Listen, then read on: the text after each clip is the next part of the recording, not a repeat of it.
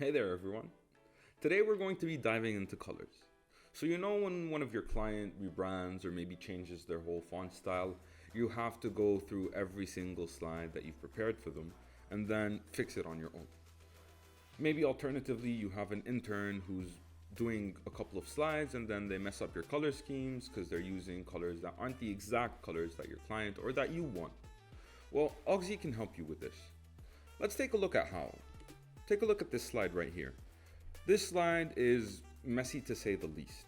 Now, what we can do with auxi is go to Fix Slide Colors or tap Q, and then boom, there it is. We fixed the colors according to our color palette.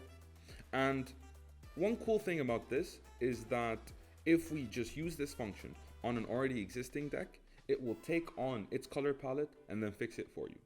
Now, for example, if you want to go a bit deeper into the colors, we can. Let's go to Edit Colors, and then we have full customization with all the colors within this deck.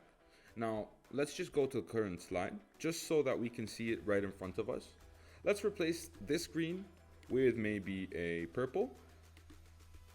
And instead of that, let's go to Shape Outline 2 to completely eradicate the greens. So let's apply, and there we go. All the greens that we chose have now turned purple. Now, we can do the same type of thing with fonts. So for example, if we want to go to Edit Font Families, and let's take a look at the fonts right here. If we go to the current slide fonts, we can see that there's a lot of fonts. Now with auxi, all we have to do is select all, and then choose the font that we want. Let's say, for example, we want to use Arial Black.